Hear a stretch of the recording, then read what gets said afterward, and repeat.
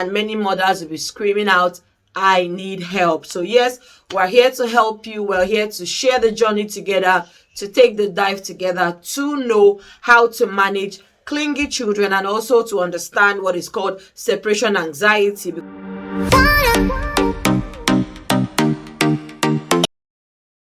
Hello everyone, this is Chichi Dagogo Waristo, aka Blossom's Corner, your favorite family and parenting coach.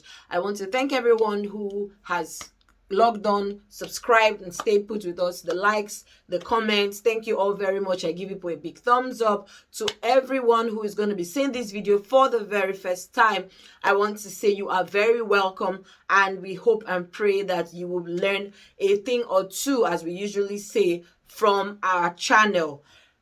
Today we're going to be talking about a very interesting topic that so many mothers would want to get help about, and we're going to be talking about clingy children and separation anxiety, and many mothers will be screaming out, I need help. So yes, we're here to help you. We're here to share the journey together, to take the dive together, to know how to manage clingy children and also to understand what is called separation anxiety, because that might be the issue, that might be really what the problem is.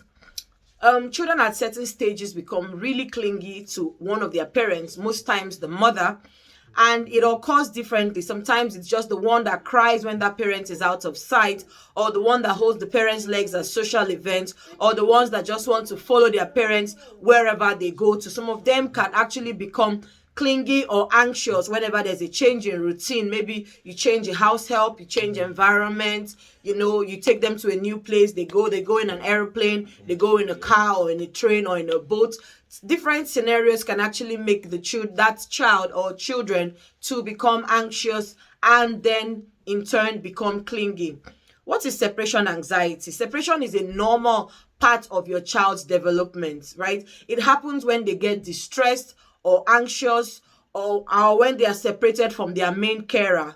They are most times upset when they see faces of new people or the absence of old ones. So sometimes you might change a nanny who got very close to your child, and the child just keeps crying and not wanting the new person to come close to him or her. It's not because there's anything special, it's just because the child has already gotten used to that other nanny and is finding a hard time bonding with this new person. What are the signs of separation anxiety? Most times they cry when they are left with somebody else or someone who they are not used to. They might not want to play on their own, or they might actually start waking up too early or having sleeping problems, right? Because they are not used to the environment or who they are seeing or who they are with. They tend to have sleep issues, or they wake up extremely very early. Maybe sometimes they wake up crying in the night. Those are signs of separation anxiety, and it is a healthy reaction to separation. It is a normal stage of development. In fact, it is actually a sign to show that your child is becoming aware of his or her environment, right? So they're now conscious of their environment. They're now conscious of people. They now recognize faces, and they are now knowing how to bond and how to relate with people that they have bonded to. So that kind of makes them, it's actually a step forward for you to know that your child is actually maturing, unlike a newborn or an infant who is not aware anybody can carry him or her. But once they start getting close to a particular person and they suddenly get separated from that person, it becomes a problem to them. That's a positive sign, or that should be a positive sign for you as a parent. So how do we handle an anxious child or a clingy child?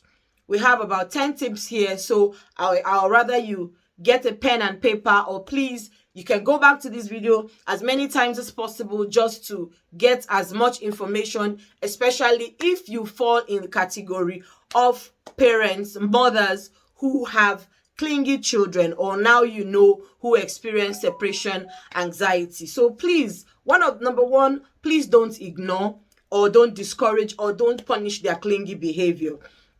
Whenever they exhibit this behavior, it just shows that they actually feel safe and secure in your presence. So whenever they are holding on to you, they don't want to let you go out, or they maybe in public they are holding on to you, that means that as at that point in time you are their safe haven. So always have that at the back of your mind, that they seek your comfort, especially when they are in distress. So at that time you are the only person that can give them the solace or the comfort that they require. So ignoring them or punishing them at that point in time would actually start causing some form of detachment, not for good, but they will not want to come close to you or to open up to you when they feel vulnerable, maybe when they grow older, or if they feel scared, they might not want to come close to you, because you that is supposed to be their person at that point in time when they needed you the most, you push them away, maybe because it had become overwhelming. But you also have to understand it from the children's own point of view. Secondly, please be responsive to your child's needs and feelings.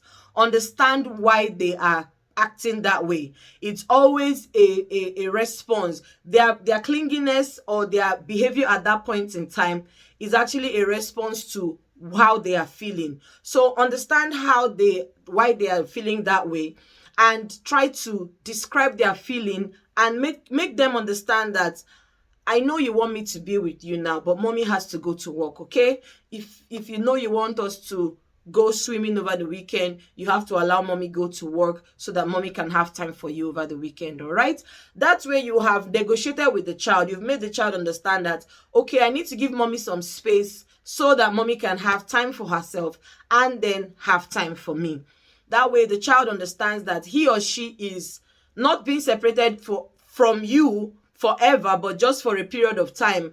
And there's also going to be something better in front ahead of time for the child with you. So you're giving him something to look forward to. So he knows that, okay, this is mommy's work time. Mommy and I are going to go swimming. And if you have experienced such with your child, you will see that for the rest of that week, the child will keep singing it as a song. I'm going swimming with mommy over the weekend. I'm going swimming with mommy. And that will make them happy. And most times it will also start helping them to detach from you.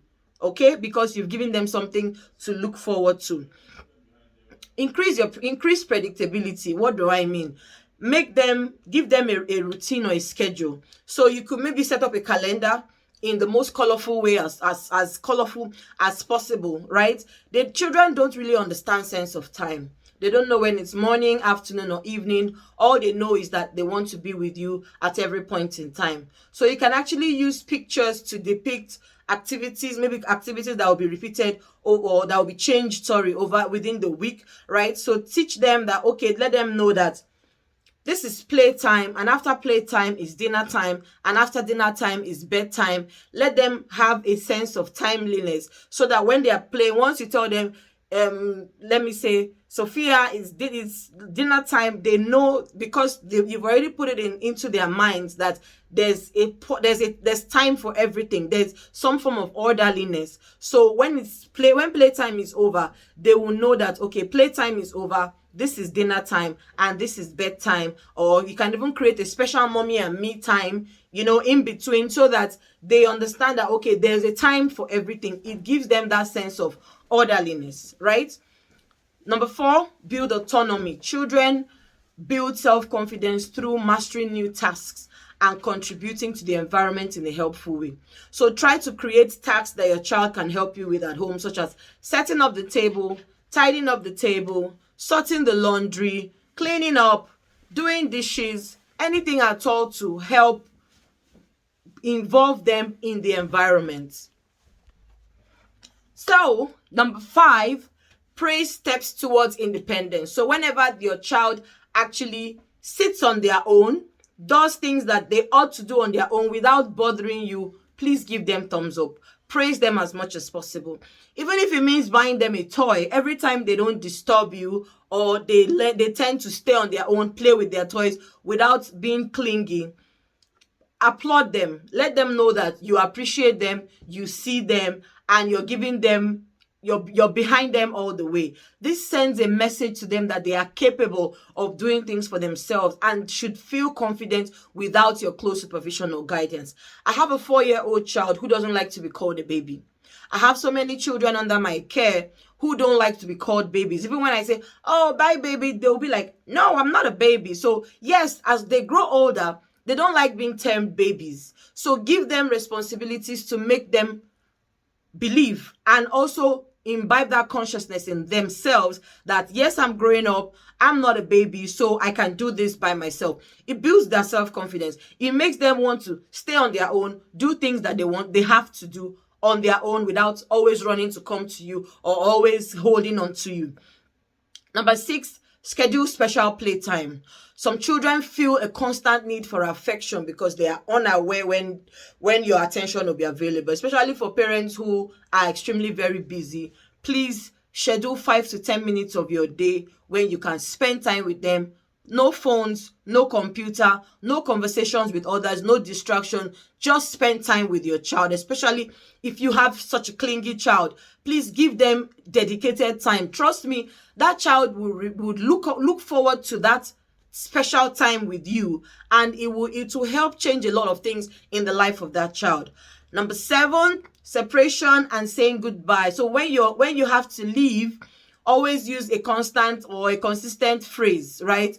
So don't always come say, oh, I will see you later, be a good girl. If the more you linger and stretch the words and make them real, you rub it in that you're going out, it makes them get upset when you say goodbye. So if you know you have to go out, try not to sneak out, please. Moms and dads, don't sneak out, because when you do that, you actually worsen things than you think maybe you were. Maybe you think the child won't notice. No, let the child know that you're going out, but keep it short and simple, right? So don't overreact even when your child says, oh, or gets upset when you're going. Just know that once you leave, he or she is going to get better, but at least they know that mommy is out and mommy will soon be back. Some of them it might be so bad that some of them can even sit at the door and wait for you. It doesn't matter, but at least you don't have a clingy, screaming child. The child knows that mommy is out and mommy told me she's going to come back soon. So definitely mommy is going to come back soon, right? So overreacting actually just feeds into the anxiety and makes it worse. And lingering, staying, kissing, hugging, mushy mushy and all of that will actually increase the likelihood that they'll continue to cry or seek affection to prolong your stay each time. So whenever they know that, okay, mommy wants to go out, they know that by the time I cry, throw a tantrum, mommy might stay a little longer. Okay, let me give you 5 minutes more. Okay, no, if you have to go out, you hit the door, bye baby, I'll see you later, and you're out. And when you're back, you're back. Don't start being all lovey, mushy, mushy, and all of that. It actually makes the child know that, oh, the more I cry, the longer mommy stays, and the child will cry more. Okay? And then, like I said before, number 8, please don't sneak out. Some parents find it easier to sneak out. This will only increase their clinginess and anxiety, because they will be scared to engage in any activity for too long, because they know that you might sneak out or disappear at any point in time. So even if you have to go out, let the child know that you're leaving instead of sneaking out. That child might not eat, might not drink anything, because he knows, he doesn't even know when next you're going to come back, and they will rather stay hungry until you come back. Some children can be that's clingy.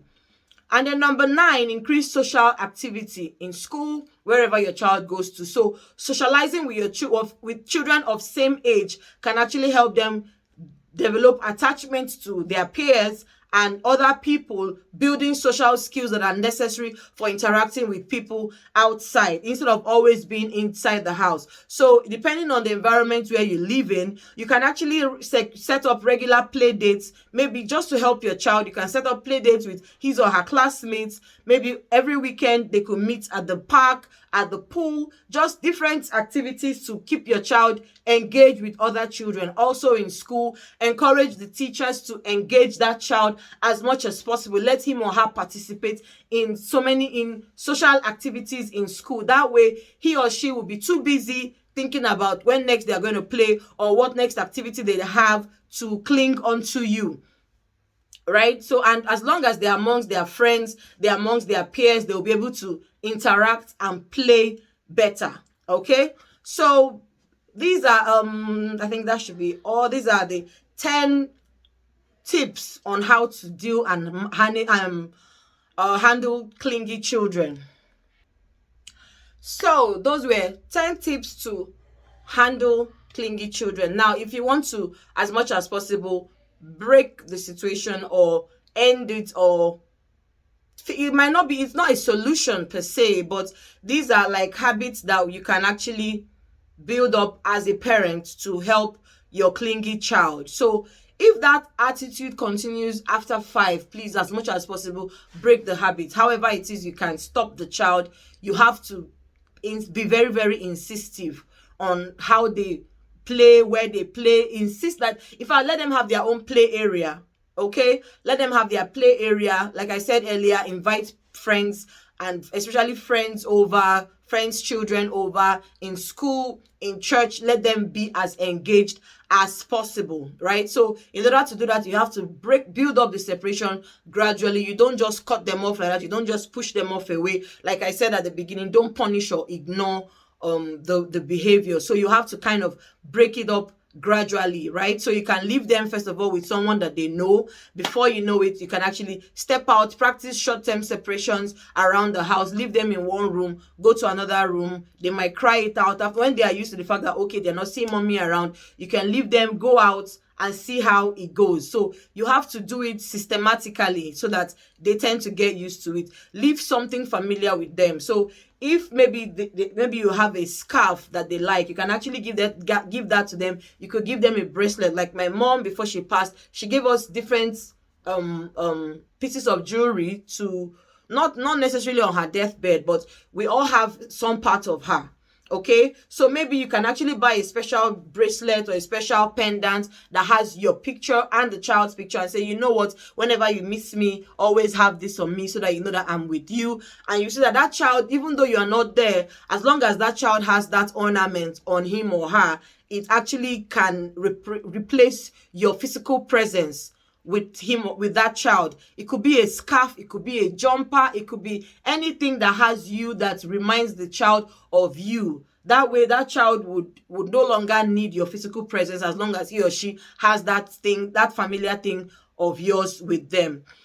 Also, as much as possible, don't weep in front of your children. In as much as handling clingy children can really be very, very, very, very, very, very tasking, please don't break down in front of them. The worst thing your clingy child wants to see is for you to actually breaking down in front of them. It actually heightens up that anxiety that we're fighting. So when your child sees you crying, it actually makes them see themselves as the problem, even though they can't help themselves at that point in time, but it heightens the anxiety. It could make them also start crying hysterically in such a way that you that was crying before will now be the one trying to pacify the child. So please don't weep in front of them. No matter how bad, how hard the situation is, try as much as possible to step out from wherever they are.